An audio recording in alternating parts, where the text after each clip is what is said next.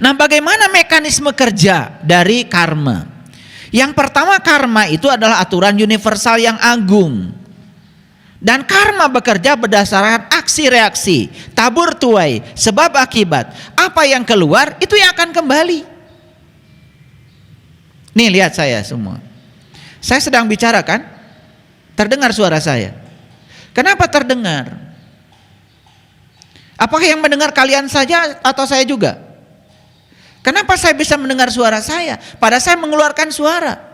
Karena suara ini gelombang mekanik. Keluar dari mulut saya adalah getaran yang merambat lewat medium. Mediumnya adalah udara. Salah satu sifat gelombang adalah reflection. Dapat direfleksikan, dapat dipantulkan. Kenapa saya mendengar? Pertama, saya mendengar karena telinga saya paling dekat dengan mulut saya. Yang kedua, saya juga mendengar pantulan dari suara saya sendiri. Setiap kita mengeluarkan gelombang, gelombang akan selalu dipantulkan. Itu yang namanya gema. Makanya hidup itu adalah gema. Apa yang kau keluarkan, itu yang akan memantul pada dirimu. Ketika kamu merendahkan siapapun, orang lain, dengan julukan-julukan yang mengikuti kebencianmu sendiri, ingat, itu bukan buat orang lain, buat dirimu sendiri. Kan kita kadang-kadang kalau benci pada orang, sering mengutarakan kata-kata kotor pada orang itu, sangat merendahkan. Dengan sebutan sama, ingat, itu bukan buat orang. Kan orangnya juga tidak bersama kita. Itu buat kita. Jadi sebetulnya tidak ada buat orang lain, semua buat diri kita sendiri. Semua kebaikan tidak ada buat orang lain, buat diri kita. Dan semua keburukan pun tidak ada buat orang lain, buat kita. Hati-hati dengan pikiran, kata-kata, dan tindakan kita. Karena apa? Lingkungan kita mencerminkan diri kita. Diri kita juga mencerminkan lingkungan kita. Jadi sebenarnya kita dengan lingkungan itu ya ada refleksi. Sesungguhnya awal agama itu adalah makrifatullah, mengenal Allah. Semoga seluruh makhluk hidup di semesta ini senantiasa berbahagia. Dan terutama kita harus mengingatkan diri kita agar diri kita selalu menjadi sumber bahagia, sumber sukacita, sumber cinta, sumber kasih, sumber rahman, sumber rahim bagi semesta. Pastikan setiap makhluk di semesta ini bahagia dengan kedatangan kita. Satu rumput pun pastikan harus bahagia dengan kedatangan kita. Satu pohon harus bahagia dengan kedatangan kita. Dan orang yang akan bertemu dengan kita pun bahagia dengan kedatangan kita. Siapa orang yang kedatangannya selalu ditunggu-tunggu? Yaitu mereka yang kedatangannya selalu membawa berkah. Jadi kedatangannya itu selalu membawa kebaikan, membawa kebahagiaan, membawa sukacita.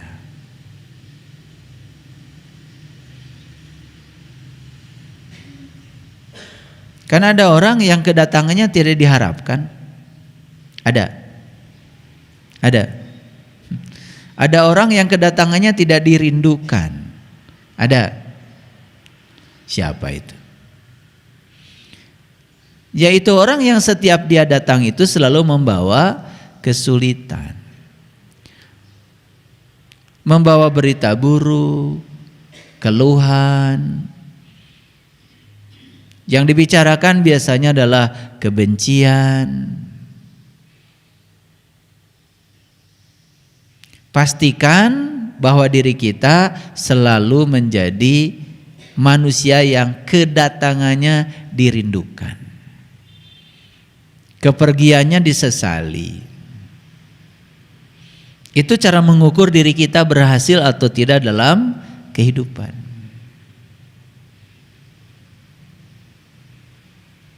Jadi oleh karena itu beruntung sekali kalau kita dalam hidup ini kedatangan kita sudah dirindukan banyak makhluk. Saya kalau pulang ke rumah, ikan saja rindu sama saya. Saya kalau pulang ke rumah, bunga saja rindu. Karena kalau ada saya di rumah, saya pastikan tidak ada bunga yang tidak minum. Dan kalau saya ada di rumah, tidak ada pohon yang kering. Itu yang disebut dengan rahmatan lil alamin. Jadi kalau kita nginjak rumput saja tidak ada rasa belas kasih, kita mematahkan ranting pohon tidak ada belas kasih, itu tanda bahwa sebetulnya kita masih memiliki karakter perusak di semesta ini. Oleh karena itu, kalau hari ini kita sudah dirindukan kehadiran kita oleh semesta, yaitu tanda bahwa kita sudah mulai baik. Oleh karena itu, pada kajian kali ini kita akan berbicara tentang cara semesta menumbuhkan ruhani. Sebetulnya yang saya mau bicarakan adalah cara semesta menumbuhkan jiwa sebetulnya. Karena jiwa adalah bagian dari ruh kita. Nah, saya ambil judul lebih global supaya pembicaraan kita lebih luas. Oleh karena itu, mari kita puji Allah bersama-sama membaca hamdalah. Alhamdulillahi rabbil alamin. Kita mohon ridho dan berkah Allah. Semoga kajian kita hari ini diridhoi, diberkahi, dan terutama ilmu yang akan kita dapat membawa keberkahan buat semesta. Kita sapa asma Allah dengan kelembutan dan cinta seraya membaca basmalah. Bismillahirrahmanirrahim. Siapakah manusia itu sesungguhnya? Apakah tubuh yang diberi jiwa atau jiwa yang difasilitasi oleh tubuh? Siapa manusia itu? Tubuh yang diberi jiwa atau jiwa yang difasilitasi tubuh? Yang pertama atau yang kedua? Yang kedua. Apa bedanya? Ketika kita mengatakan manusia itu adalah tubuh yang dikasih jiwa, maka kita akan berfokus yang namanya manusia itu adalah tubuh. Yang namanya tubuh, satu, tidak abadi. Yang kedua, sering sakit. Yang ketiga, gampang rusak. Ya. Yang keempat, banyak penderitaan. Itu tubuh. Tapi kalau kita ganti, manusia itu adalah jiwa yang difasilitasi tubuh. Jadi aslinya kita itu adalah jiwa. Jiwa itu bagian dari ruh. Wujudnya ruh adalah nur. Jadi sebetulnya aslinya kita ini adalah makhluk cahaya yang sedang dikaryakan di semesta. Bukan makhluk bumi yang sedang mencari cahaya. Banyak orang yang keliru. Kita ini dipandang sebagai makhluk bumi yang sedang mencari cahaya.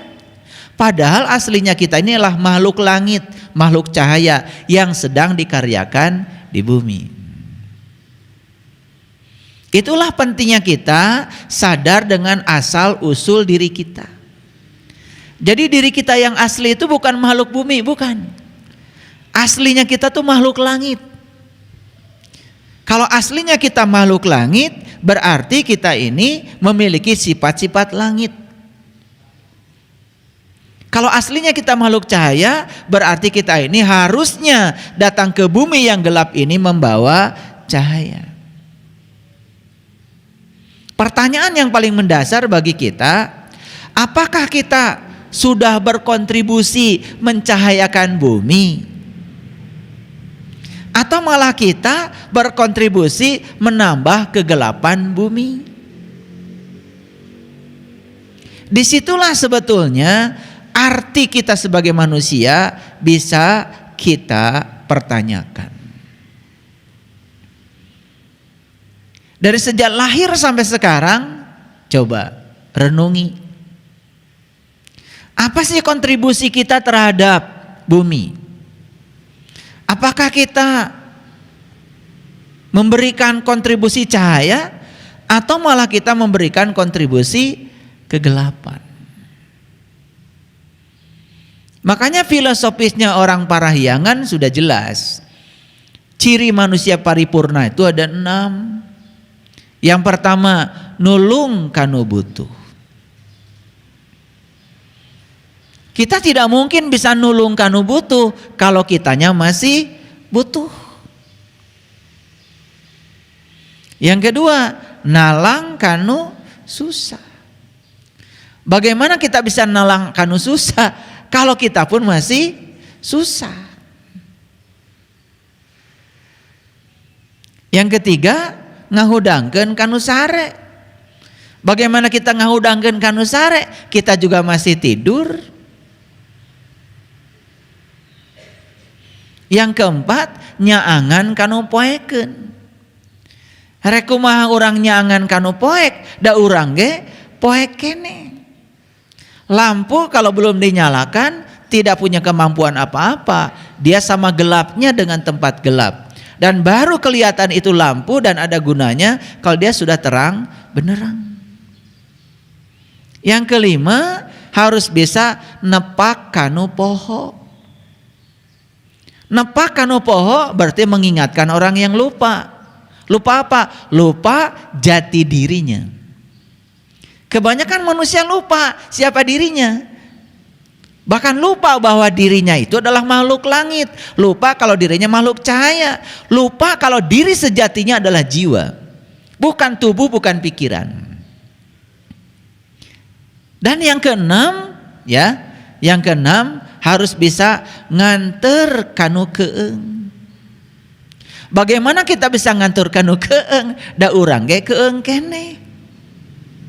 Kalau kita masih jadi penakut, bagaimana kita bisa mengantarkan orang takut? Kitanya sendiri belum jadi pemberani. Mau mengatakan yang benar aja takut. Mau beda sedikit dengan orang lain padahal benar, takut. Lebih suka menjadi gerombolan domba daripada menjadi seekor singa.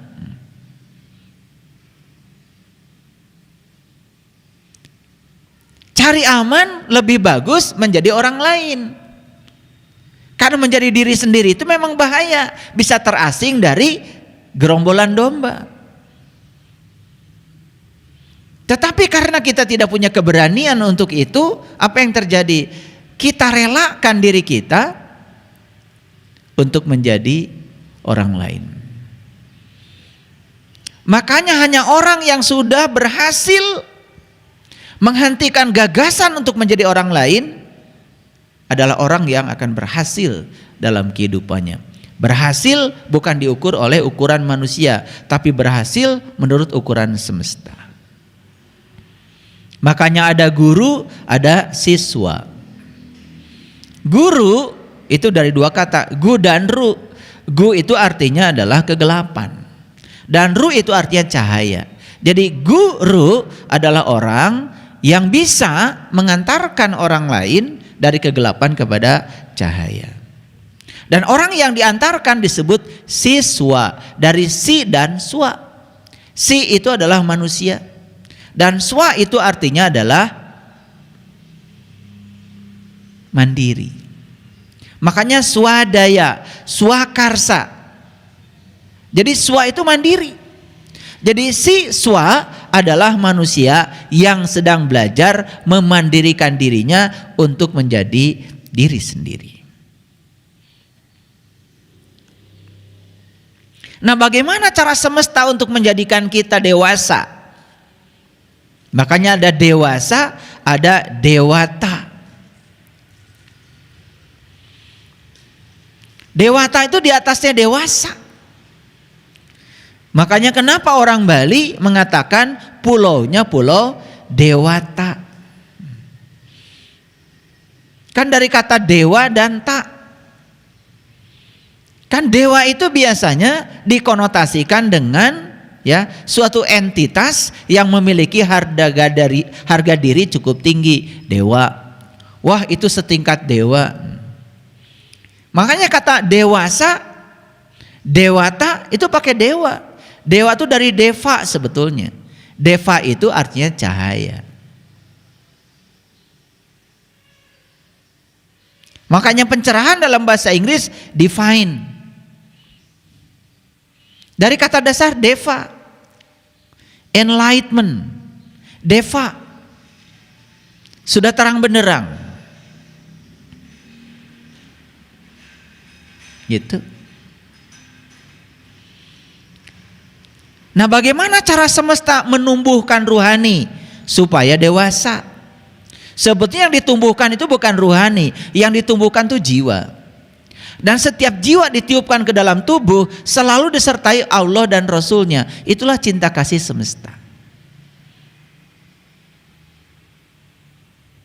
Setiap peniupan jiwa ke dalam tubuh untuk dikaryakan di semesta selalu disertai Allah dan Rasulnya. Itulah cinta kasih semesta. Jadi tidak pernah jiwa ini sendirian. Jiwa ini selalu didampingi oleh Allah dan Rasulnya. Dan siapa yang merasa didampingi adalah mereka yang sudah menyaksikan Allah dan Rasulnya. Makanya siapapun yang sudah menyaksikan Allah dan Rasulnya yang sejati dalam dirinya, maka dia sudah bersahadat. Itulah sahadat sejati. Sahadat sejati tidak ada kaitannya dengan ucapan. Karena sahadat sejati adalah pengalaman spiritual. Itulah pentingnya kita mengalami sahadat yang itu. Karena kebanyakan orang puas dengan sahadat yang ucapan. Ada yang bagus tuh kemarin, sahabat kita di WA Group. Dia mengucapkan sahadatnya beda. Aku bersaksi bahwa aku tidak ada kalau tidak ada leluhurku. Dan aku bersaksi bahwa leluhurku adalah utusan Tuhan. Itu bukan sahadatnya beda, tetapi itu adalah seorang pribadi yang sedang mengungkapkan sebuah kebenaran. Kan betul kan? Aku bersaksi bahwa aku tidak akan ada tanpa ada leluhurku. Itu sebuah pengakuan pada leluhur. Dan leluhurku adalah utusan Tuhanku. Betul kan? Karena setiap manusia diciptakan ke semesta kan diutus Tuhan. Orang tua kita diutus ke semesta, diutus Tuhan untuk menjadi kepanjangan tangan Tuhan untuk melahirkan kita. Dan kita pun diutus ke semesta menjadi utusan Tuhan untuk menjadi kepanjangan semesta melahirkan anak-anak kita. Dan terus begitu. Untuk apa? Untuk mengabadikan kehidupan. Kenapa? Karena jiwa abadi sementara tubuh tidak abadi. Maka tubuh harus diabadikan dengan siklus kehidupan supaya bisa mengimbangi abadinya jiwa. Jadi tubuh ini disikluskan oleh kehidupan ya lewat learning cycle kehidupan supaya apa? Untuk menumbuhkan keabadian. Karena kalau tubuh tidak abadi, jiwa abadi, berarti kan tidak sebanding dong tubuh dengan jiwa. Makanya jiwa supaya abadi proses belajarnya di kehidupan, maka setelah jiwa itu diberi tubuh dan tubuh rusak, maka berikutnya jiwa akan ditiupkan pada tubuh baru untuk melanjutkan proses kehidupan. Sehingga proses kehidupan itu ya tidak ada batasnya. Nah, untuk apa? Ya, untuk mendewasakan jiwa. Lewat apa? Lewat pengalaman kehidupan. Nah, inilah judul kita hari ini. Baik, kita akan masuk pada fase yang pertama. Bagaimana cara semesta ini menumbuhkan kedewasaan jiwa? Yang pertama diciptakan oleh semesta adalah hukum karma. Dan kalau kita berbicara karma, biasanya konotasi kita pasti ya mengatakan bahwa karma itu adalah hal yang negatif. Bahkan kita mengatakan karma itu seakan-akan hukuman, karma itu seakan-akan ancaman. Bagaimana mungkin Allah yang Maha Cinta, yang Maha Pengasih, Maha Penyayang, ya, memberikan hukuman kepada kita karena kesalahan kita? Bukankah kita sedang belajar? Nih saya kasih tahu, hukuman itu adalah kegelapan. Anak kita dititipkan kepada sekolah. Kan anak kita dititipkan ke sekolah itu karena kita sadar anak kita itu dalam kegelapan. Betul?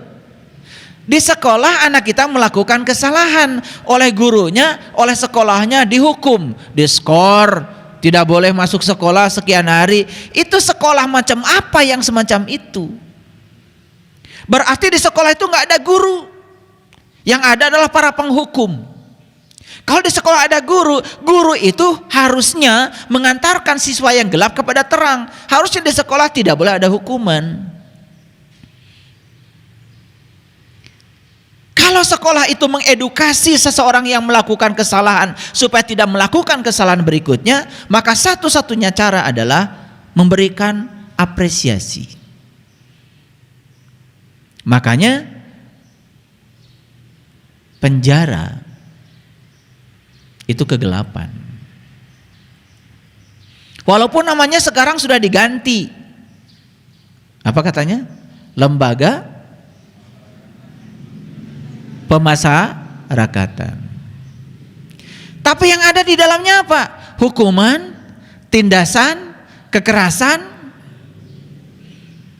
Karena satu-satunya untuk mencahayakan orang yang gelap itu dengan cinta. Saya tidak yakin kalau di penjara ada cinta. Saya tidak yakin kalau di penjara ada penghargaan. Saya tidak yakin. Makanya orang setelah di penjara bertahun-tahun keluar dari situ kan tidak berubah. Tetap saja selesai di penjara dia melakukan kejahatan baru. Karena yang ada di sana cuman kegelapan. Jadi kalau sekolah selalu memberikan hukuman, berarti sekolah gak ada bedanya dengan penjara.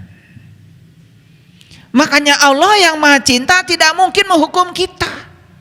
Jangan percaya kalau ada orang mengatakan, ya, semua kesalahan kita akan dihukum oleh Allah, diazab oleh Allah, dan siapkan tempat untuk menyiksa kita, namanya neraka. Masa iya Allah yang Maha Cinta begitu?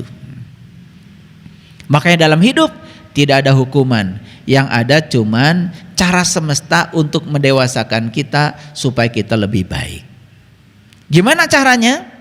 Yang pertama, ya, semesta ini memiliki satu hukum yang namanya hukum karma. Dan hukum karma itu adalah hukum sebab akibat.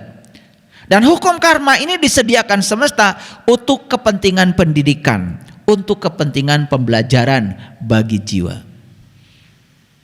Jadi sebetulnya hukum karma itu bukan hukuman, tetapi disediakan semesta untuk kepentingan pendidikan, untuk kepentingan pembelajaran agar jiwa mengalami pendewasaan.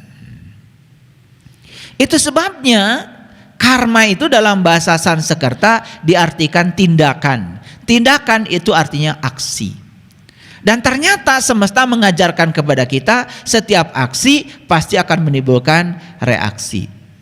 Jadi setiap reaksi pasti ada sebabnya aksi, dan tidak ada di semesta kejadian tunggal. Setiap kejadian pasti ada pasangannya. Setiap aksi pasti ada reaksi, setiap reaksi pasti ada aksinya.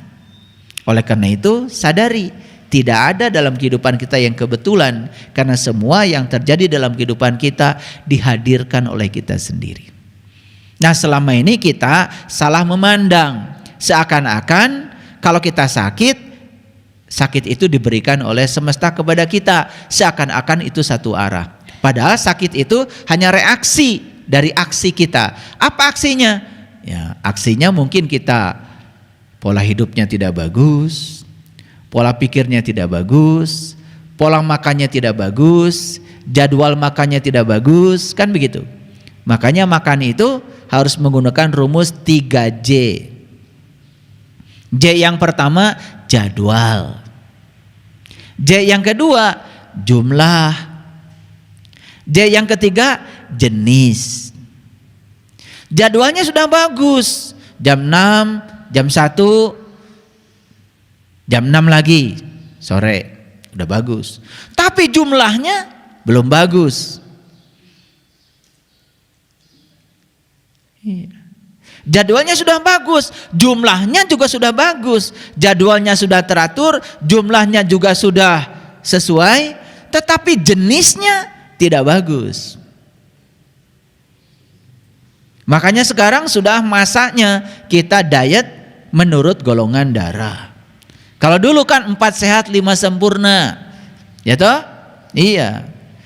Pokoknya sudah makan daging, sudah makan ikan, sudah makan tempe, makan tahu, makan sayur, disempurnakan dengan minum susu. Kan begitu? Padahal susu bagi golongan darah A kurang bagus. Susu bagi golongan darah O bagus. Golongan darah A bagusnya susunya difermentasi dulu. Kan seperti itu. Itu karena teknologi modern, ya, ilmu pengetahuan modern sudah sedemikian luar biasa. Riset-riset tentang pola hidup sehat begitu berkembang. Jadi sebetulnya kalian ini beruntung ya, hidup di zaman di mana informasi tentang segala hal begitu derasnya, hanya cukup diakses lewat HP yang ada di tangan kita. Mau tanya apa? Semua ada kan? Mau belajar apa? Semua ada.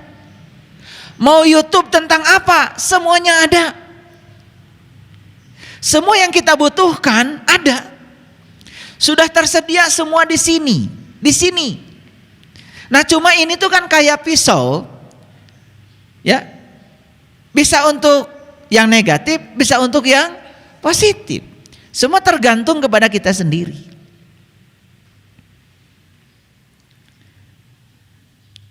Ya. Jadi tidak ada dalam kehidupan ini sesuatu yang berdiri sendiri, tunggal. Selalu berpasangan. Kenapa saya mengalami kejadian ini? Ya sebetulnya kejadian itu hanya mengingatkan kita bahwa kita pernah melakukan aksi yang setimpal dengan reaksi yang terjadi. Itu saja. Ya tidak ada yang tunggal. Selama ini orang miskin, takdir. Padahal kemiskinan itu hanya reaksi saja dari aksi dia. Gitu.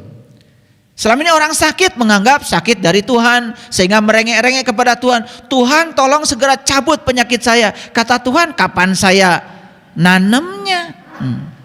Ketika bilang Tuhan segera cabut, berarti kita sedang menuduh Tuhan. Tuhan yang nanam penyakit. Padahal di Quran tidak ada Tuhan nanam penyakit, yang ada Tuhan menyembuhkan penyakit. Yang nanam ya kamu. Itulah hebatnya Tuhan. Yang nanamnya kita, yang menyembuhkan beliau. Kan luar biasa itu cinta kasih Allah itu. Nah cuman kita kan menempatkan Allah selama ini terkadang salah. Karena kita kurang pengetahuan. Karena apa? Karena kita tidak ngerti bahwa diri sejati kita adalah jiwa. Jiwa itu adalah bagian dari percikan cahayanya Allah. Berarti sesungguhnya kita itu adalah bagian dari dirinya Allah. Nah, siapa yang kenal dirinya, maka dia kenal Tuhannya. Jadi kalau di fisika ada yang namanya hukum Newton. Hukum Newton itu ada 3. Yang pertama hukum 1, cerita tentang kelembaman. Kelembaman itu hukum inersia. Jadi kalau saya di laboratorium itu bikin percobaan begini. Saya bikin meja di lab. Meja itu saya kasih lubang secara teratur, banyak lubangnya. Kemudian saya menggunakan kompresor, saya tiupkan angin di belakang, di bawah meja itu. Sehingga setiap lubang-lubang kecil itu ada udaranya. Nah ini kalau HP ini saya taruh di meja, kemudian saya gerakan gini. Nah, sebentar saya kasih sentuhan, sebentar dia diam lagi. Dan kita mengira seakan-akan HP ini diam karena sentuhan saya berhenti. Tetapi ketika saya letakkan HP saya di atas meja yang ada udaranya, kalau saya menyebutnya di lab itu air table dynamic. Jadi karena saya alirkan udara, saya sentuh dengan sentuhan yang sama, ternyata HP saya bergerak lebih lama. Jadi apa yang menyebabkan dia bergerak sebentar tadi? Karena antara HP saya dengan meja ini ada gesekan. Begitu gesekannya dikurangi, ternyata dia bergerak lebih lama. Jadi artinya kalau ini saya letakkan di tempat yang licin sekali, dikasih sentuhan sedikit, dia akan bergerak selamanya. Tidak ada berhentinya. Itu fisika. Itu namanya hukum kelembaman. Artinya kalau benda diam akan cenderung diam selamanya, kalau sudah bergerak akan bergerak selamanya. Makanya Nabi Muhammad mengajarkan kelipatan 40. Jadi kebaikan itu umurnya 40. Coba paksa diri kita untuk tidak pelit 40 hari, berikutnya nggak akan pelit lagi. Nah kita paling juga memaksa diri untuk tidak pelit sejam. Memaksa tidak pelit paling lama sehari. Coba paksa diri kita untuk tidak pelit 40 hari. Karena kalau sudah lewat 40 hari itu akan menjadi karakter. Makanya di Quran periode melakukan kebaikan itu 40. Supaya terjadi yang namanya kelembaman. Kalau sudah jadi orang baik selamanya baik. Benda yang asalnya diam akan selamanya diam. Itu yang disebut dengan inersia gerakan. Nah hukum inersia ini oleh Newton kemudian dikuantitatifkan, asalnya kualitatif. Setelah dikuantitatifkan muncullah konsep fisika namanya massa. Nah orang-orang pasar, orang-orang dalam kehidupan sehari menyebutnya kan berat. Kan kalian sering nanya berapa berat badannya? Salah itu. Kalau ditanya berapa berat badannya, saya akan jawab berat badan saja 740 Newton. Kalau berat itu sudah ada pengaruh gravitasi. Percepatan gravitasi di permukaan bumi di Indonesia rata-rata 10 meter per sekon kuadrat. Saya 74 kilo kali 10, 740, bahasanya jadi keluarnya Newton. Itu gaya tarik bumi terhadap saya kalau pertanyaannya berat. Kan kalian kadang-kadang gak ngerti. Ditanya berat jawabannya kilo. Tapi kan karena itu bahasa biasa, ya biasa salah gitu maksud saya. Dan biasa tidak sadar. Karena kita tuh tidak pernah mau mikir. Kalau ditanya coba, berapa berat badanmu? Naik aja ke timbangan. 50 kilo, tuh udah gak nyambung. Harusnya kalau ditanya berat badan 500 Newton, 50 dikali 10. Karena itu adalah berat itu adalah gaya. Berapa besar gaya kita ditarik oleh bumi. Makanya pertanyaan yang benar apa? Berapa massa badanmu? Nah jawabannya baru benar. 50 kilo, 55 kilo, 60 kilo. Karena satuan massa itu kilogram. Ngerti gak ini?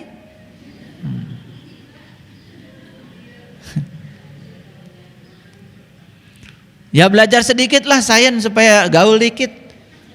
Hidup itu sains gak ngerti, agama gak ngerti, spiritual apalagi. Sok ngerti aja, ya kan? Iya, kalau udah pakai baju gini kan rasanya udah soleh.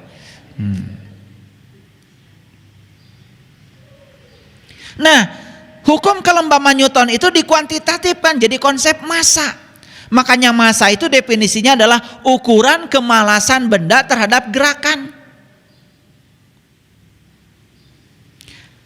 Makanya massa ada dua, ada massa translasi, ada massa rotasi.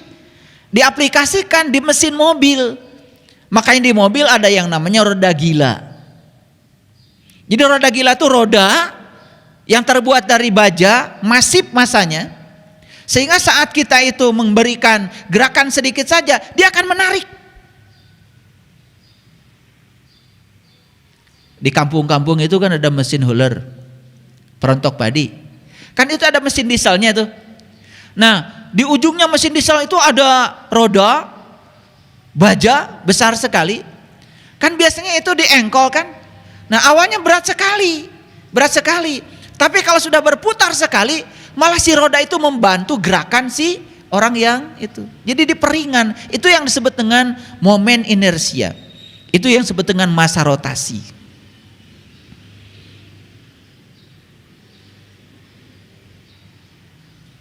Itu diterapkan dalam teknologi. Jadi apa? Kalau starter mobil, starter itu kan sebetulnya berat sekali kalau mengandalkan dinamo.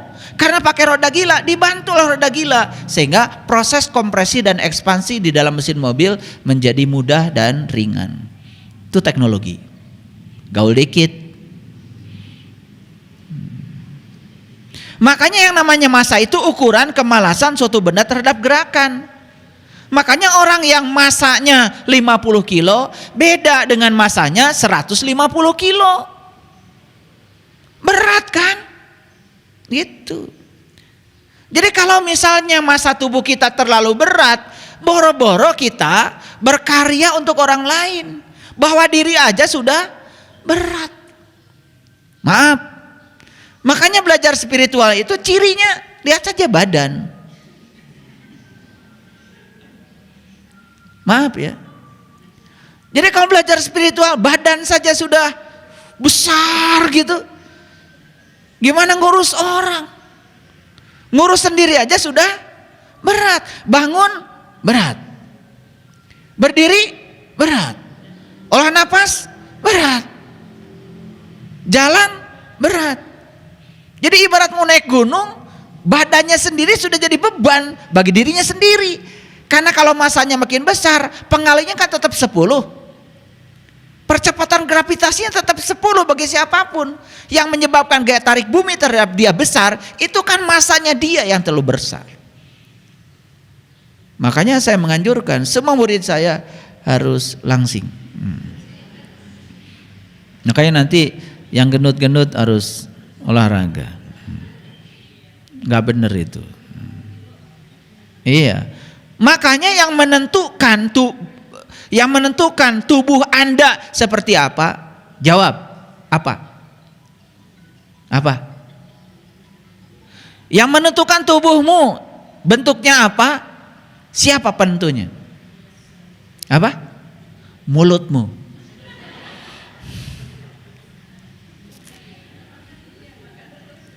Mulutlah pembentuk tubuh kita. Jadi mulutlah yang paling bertanggung jawab bentuk tubuhmu seperti apa. Jadi oleh itu maka mulut juga yang paling bertanggung jawab terhadap spiritualmu.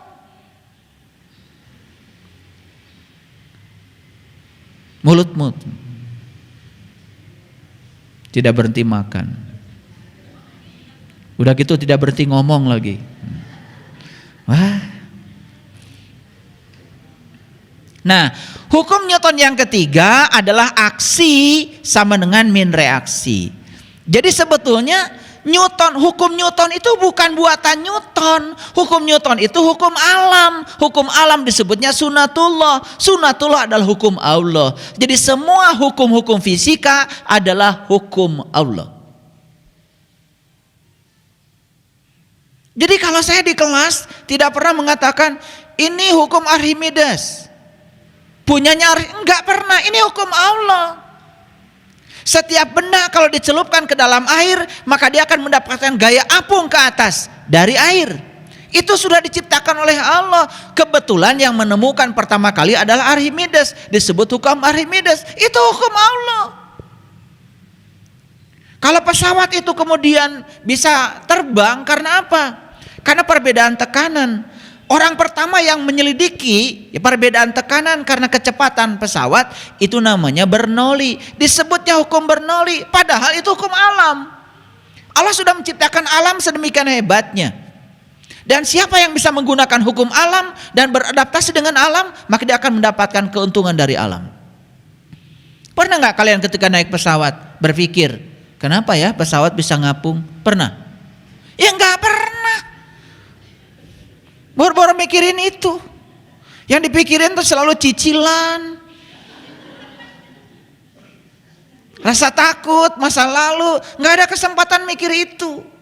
Sehingga tidak pernah apresiatif terhadap orang-orang yang menciptakan teknologi. Betul gak? Iya. Ditanya aja tempo hari sama saya, kenapa kalian bisa lihat video di HP kalian yang dikirim oleh orang lain?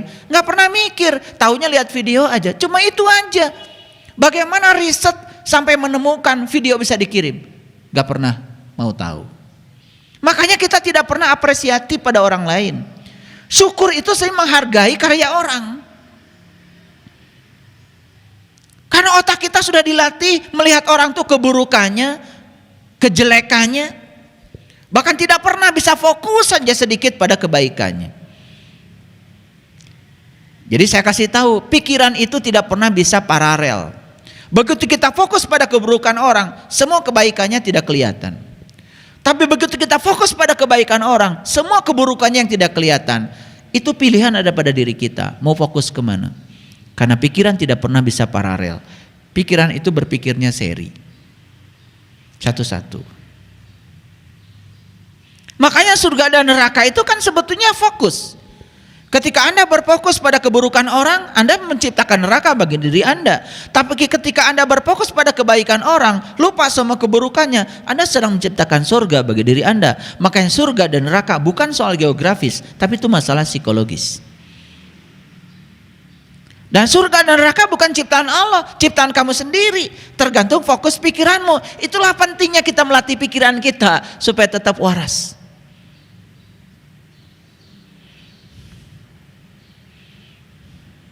Paham sampai di sini? Oke. Nah, bagaimana mekanisme kerja dari karma? Yang pertama, karma itu adalah aturan universal yang agung. Dan karma bekerja berdasarkan aksi reaksi, tabur tuai, sebab akibat. Apa yang keluar itu yang akan kembali. Nih, lihat saya semua. Saya sedang bicara kan? Terdengar suara saya. Kenapa terdengar? Apakah yang mendengar kalian saja atau saya juga?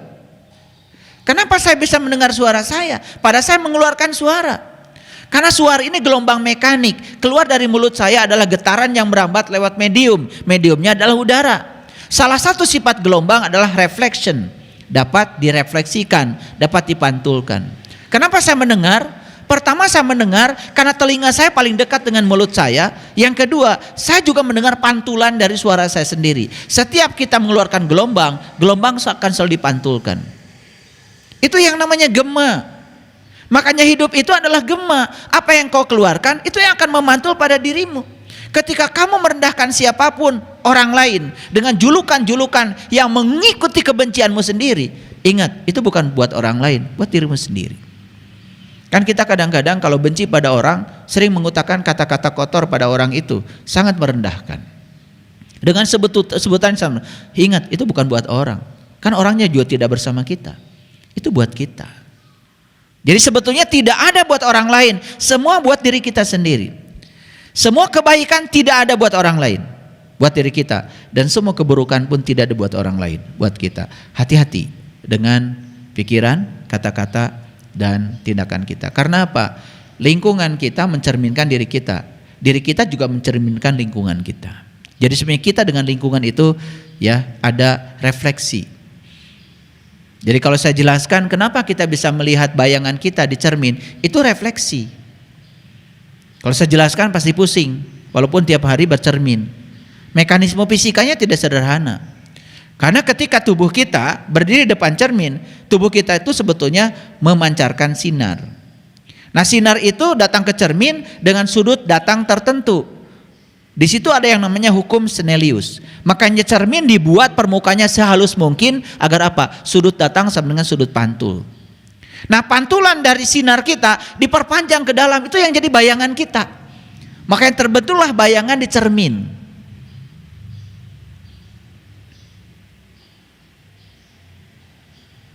Saking sering bercermin sampai tidak pernah bertanya, mengapa ya saya bisa bercermin? Dan mengapa bayangan saya ada di dalam cermin? Dan mengapa jarak dari saya ke cermin sama dengan dari cermin ke bayangan saya? Pernah nanya? Gak pernah. Terlalu mewah bagi kalian itu bertanya. Pokoknya kalau udah bercermin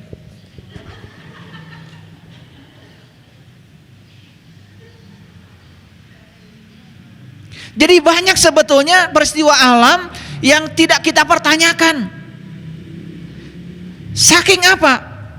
Saking kita sudah terjebak dalam apa? Mohon maaf ya. Inersia pikiran. Pikiran kita tuh sudah tidak ada daya kritisnya, sehingga pertanyaan itu tidak pernah muncul.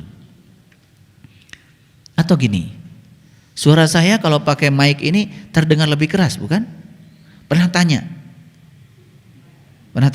gimana mekanisme rangkaian elektronik sehingga suara saya yang kecil bisa dibuat menjadi besar? Makanya ada yang namanya amplifier. Amplify itu bukan bahasa Inggris, dikali kan? Amplify itu kan dikali. Jadi suara saya itu dikali oleh apa? Oleh rangkaian elektronik. Nah, sekarang pernah lihat gak rangkaian elektronik kan seperti apa? Supaya suara saya jadi keras. Pernah? Boro-boro ingin tahu. Paling kalau udah nyanyi aja. Makanya saya kalau, mohon maaf ya, saya kemarin ngasih ujian sidang mahasiswa, skripsi. Judulnya itu rangkaian listrik arus searah. Udahlah, penelitian macam-macam. Saya bilang sama mahasiswa saya tidak tertarik untuk menguji skripsi Anda tentang riset Anda. Saya cuma tertarik untuk bertanya pada Anda, apa sih listrik itu? Cicing tuh mahasiswa. Padahal sudah riset tentang listrik.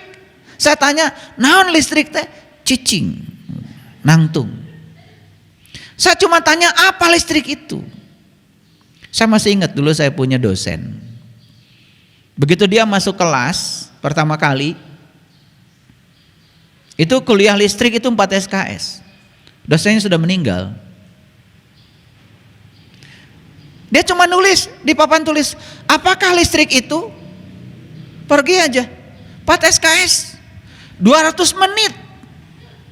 Wah sudah, yang namanya kita mahasiswa kan suka sok tahu. Wah diskusi listrik itu apa, bikin definisi. Udah 200 menit datang lagi tuh. Pertama kali kuliah kelistrikan itu. Ahli listrik, paling ditakuti kalau kuliah listrik dia ngomong ahlinya. Saya belajar sama dia. Selesai gitu, kemudian beliau bilang, sudah diskusinya. Sudah Pak. Gimana listrik menurut Anda? Wow, mahasiswa ngomong terus. Dibiarkan lagi sama dia. Udah gitu dia bilang, saya 26 tahun jadi dosen listrik. Sampai sekarang saya tidak tahu listrik itu apa.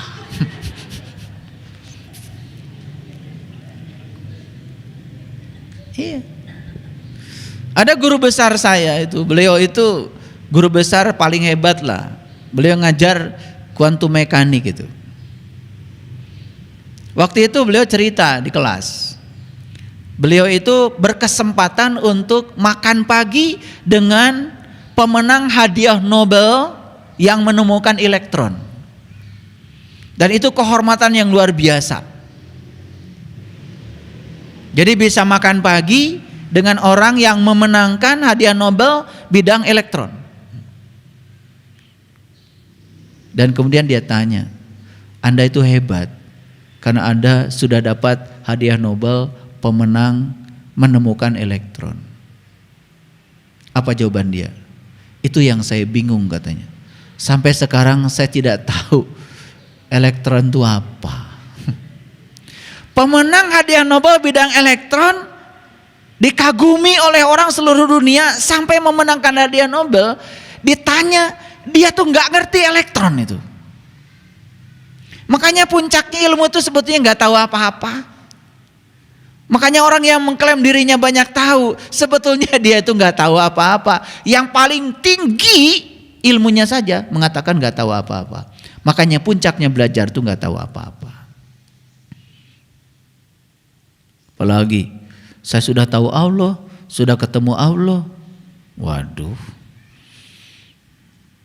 itu tanda bahwa kamu belum kemana-mana. Allah tidak anggap satu titik gitu, yang ditemui oleh kamu di sebuah titik gitu. Bagaimana dia yang tak terbatas, kemudian dibatasi oleh pikiranmu sendiri? Tidak seperti itu. Baik ya.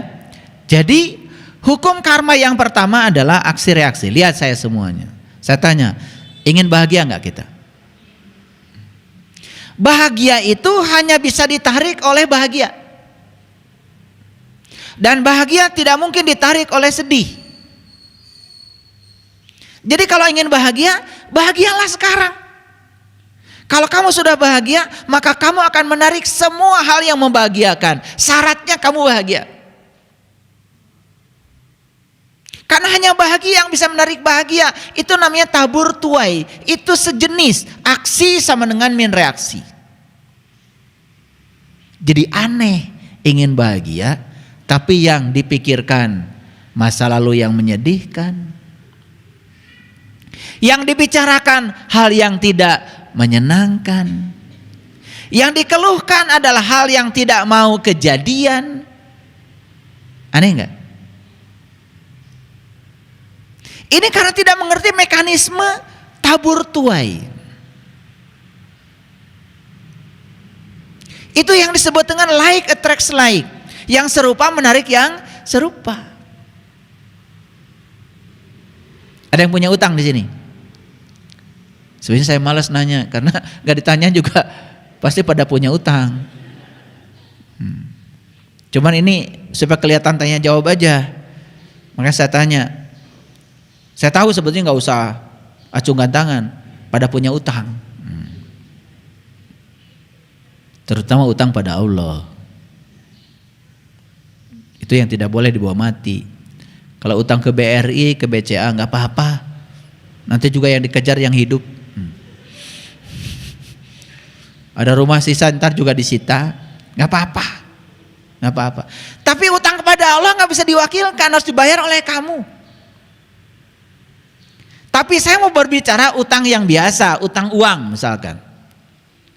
Ada nggak sekarang kata utang di otak kita? Ada nggak? Selama kata utang ada di otakmu, selama itu yang akan datang adalah utang baru. Karena utang menarik utang. Banyak yang tidak percaya sama saya, dianggap main-main omongan saya ini. Padahal pikiran ini energi. Kalau energi itu getaran, kalau getaran frekuensi. Makanya setiap energi akan bisa menarik energi baru. Karena itu hukum tarik menarik. Ini sains, bukan ilmu nujum. Sekarang, gimana caranya melunasi utang? Cara yang pertama mengganti kata utang di otak dengan keberlimpahan. Ganti dulu.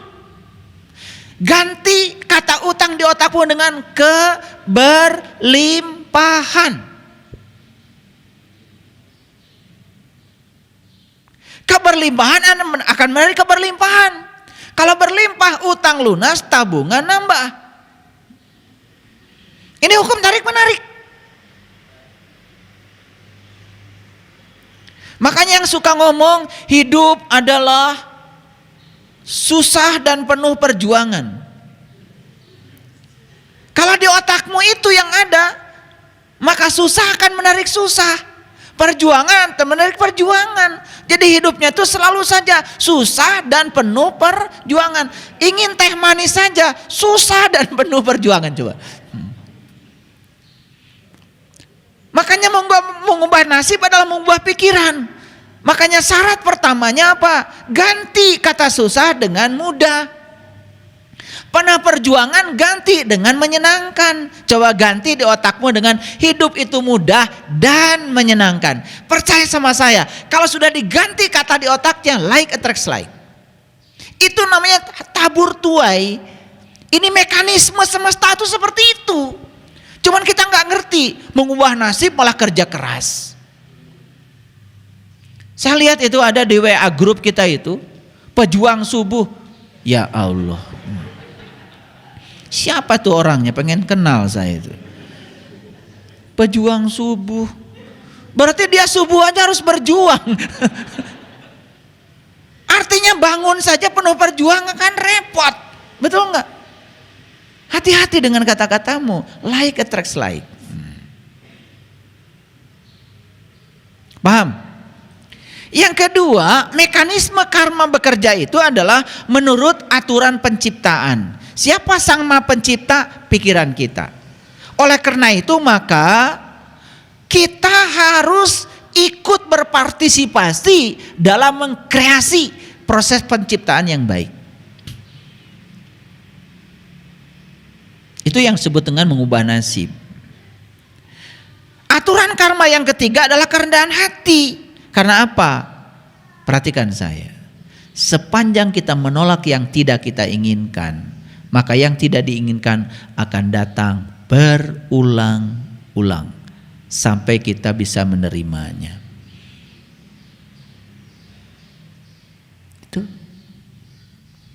Aturan yang keempat, karma ini ada sebagai proses edukasi untuk bimbingan agar kita bertumbuh. Bertumbuh berarti berubah. Siapa yang tumbuh? Yang tumbuh itu jiwa. Tumbuh apanya? Tumbuh kedewasaannya. Oleh karena itu maka pertumbuhan tubuh tidak dikategorikan sebagai sebuah pertumbuhan. Karena pertumbuhan itu sebenarnya adalah pertumbuhan jiwa. Karena tubuh itu nanti juga pada akhirnya akan selesai, diganti tubuh yang baru. Tapi jiwa harus terus bertumbuh. Jadi biar kita hidup di tubuh mana, di tahun mana, di ruang waktu yang mana, sepanjang kita diberi tubuh, sepanjang itu pula jiwa kita akan bertumbuh. Kalau mau belajar. Karena banyak yang hidupnya sudah berulang kali di semesta ini tidak tumbuh kedewasaannya karena tidak mau belajar. Selanjutnya hukum karma itu punya aturan tanggung jawab. Apa artinya? Kita dididik oleh semesta untuk bertanggung jawab. Oleh karena itu sadari, kita tidak menanggung karma orang lain. Kita hanya menanggung karma kita sendiri. Oleh karena itu gak perlu usil, gak perlu komentar kepada apa yang dilakukan orang lain. Karena Anda tidak menanggung karma orang lain. Pakewuh yang kita lakukan selama ini, ya, ngomentari orang, menghakimi orang, karena kita tidak mengerti. Anda tidak pernah menanggung karma yang dilakukan oleh orang lain. Kenapa? Karma itu tidak perlu pakai Google Map untuk tahu alamat pembuatnya. Jadi tenang aja. Selanjutnya adalah fokus. Karena pikiran itu tidak bisa paralel, maka alangkah baiknya kalau kita selalu fokus kepada hal baik, supaya yang datang adalah hal baik. Karena begitu kita fokus pada hal buruk, apa yang terjadi? Pikiran menciptakan perasaan. Perasaan menciptakan realita. Realita yang buruk menciptakan pikiran buruk, menciptakan perasaan lebih buruk lagi, menciptakan realita yang lebih buruk, dan itu akan terperosok kita dalam lingkaran keburukan yang semakin dalam.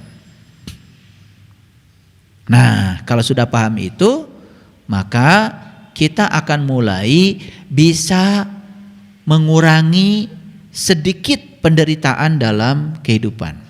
Karena mekanismenya sudah kita pahami.